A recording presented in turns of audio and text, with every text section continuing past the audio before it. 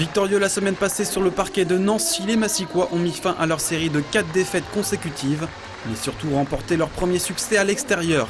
Une victoire qui tombe à point. Elle fait du bien parce que derrière ça gagne, donc nous ce soir ça serait bien qu'on gagne aussi. Maintenant moralement on y est, il faut réitérer l'exploit qu'on a fait la semaine dernière. C'est un gros match qui nous attend, après il y a la trêve donc on sera un petit peu plus tranquille, ils n'ont pas le droit de se reposer ce soir. Et justement les Massicois vont débuter sur les chapeaux de roue dans cette rencontre. Bien appliqués en défense, précis en attaque et profitant de la fébrilité adverse, les Essonniens vont vite prendre les devants dans ce match et même prendre 4 longueurs d'avance à la 10e minute de jeu. Des jaunes et bleus qui imposent leur rythme et vont même compter 5 unités d'avance à la 25e minute.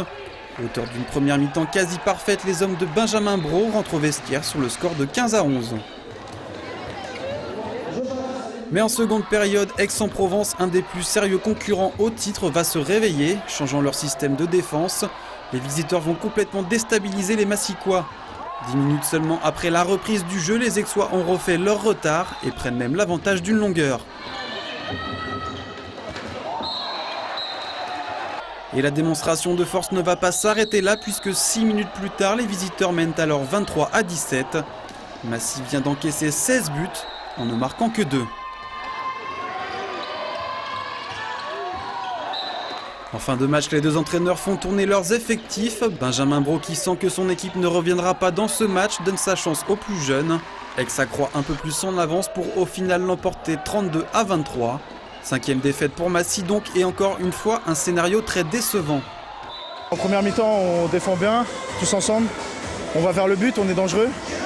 En deuxième mi-temps, ils changent de système défensif et on ne s'adapte pas. On continue à jouer comme s'ils étaient en zone, du coup on ne gagne pas nos duels.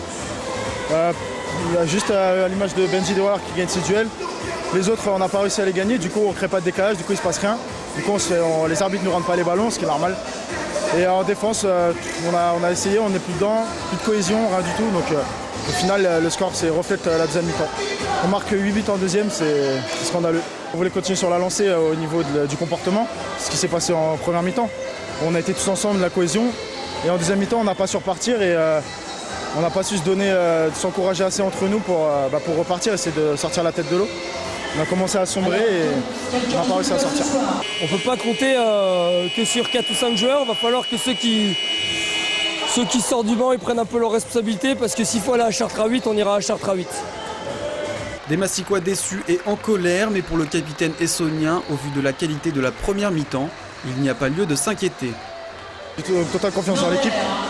Là on a joué que 30 minutes, du coup en D2 ça suffit pas. Là on va repartir à l'entraînement, on a 5 jours d'entraînement avant le match de Chartres.